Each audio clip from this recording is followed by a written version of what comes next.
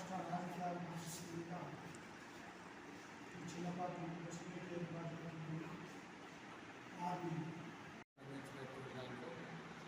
BJP అధికారంలోకి వచ్చిన నాటి నుండి ప్రజా సమస్యలు పరిష్కరించడంలో పూర్తిగా విఫలమయ్యింది. దేశ సంపదనంతా కూడా కార్పొరేట్ సంస్థలకు దోచిపెడుతుంది. దాని ఫలితంగా దేశవ్యాప్తంగా నిరుద్యోగం పెరిగింది. సంవత్సరానికి 2 కోట్ల ఉద్యోగాలు ఇస్తాం, భర్తీ చేస్తామని చెప్పినటువంటిది ఆ హామీ నెరవేరలేదు. ఉన్న ఉద్యోగాలు పోతున్నాయి.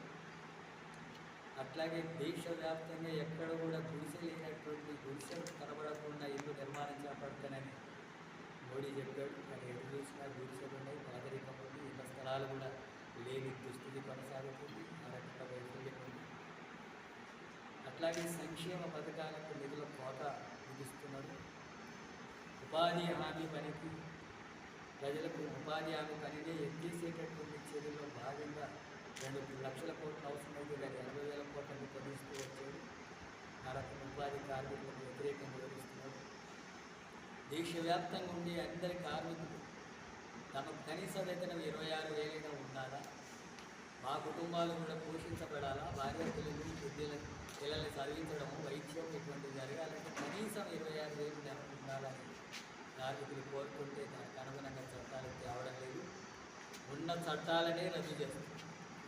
కార్మికులు పెద్ద ఎత్తున పోరాడి 29 రకాల చట్టాలు సాధిస్తే వాటన్నిటిని కూడా రద్దు చేసి 4 కోట్లుగా కుదించి మీరు కార్మికులు సమ్మె చేసే హక్కు మీకు ఉండదు, మీరు సంఘం పెట్టుకునే హక్కు ఉండదు, మీరు యజమానులు చెప్పినటువంటి పద్ధతుల్లోనే ఆ వేతనాలకే పని చేయాలా, వేతనాలు పెంచమని అడగకూడదు.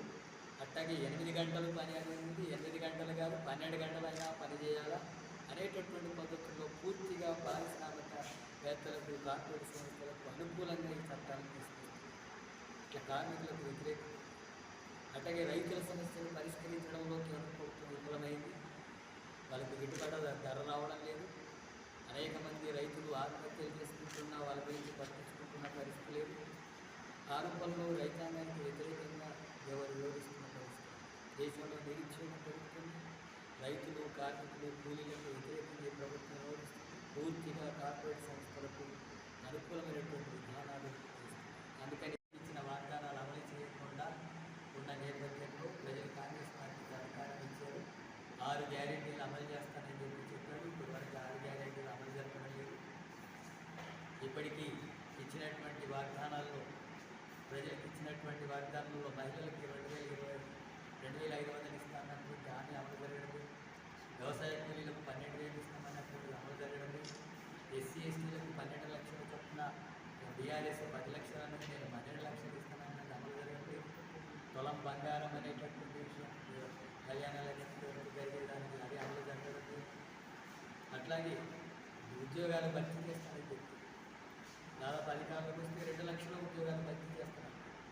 నిన్ననే నిరుద్యోగ చేసి ఆధ్వర్యంలో హైదరాబాద్ దగ్గర పెద్ద ఎత్తున ఆందోళన కార్యక్రమాన్ని కూడుకున్నారు నిరుద్యోగులందరూ.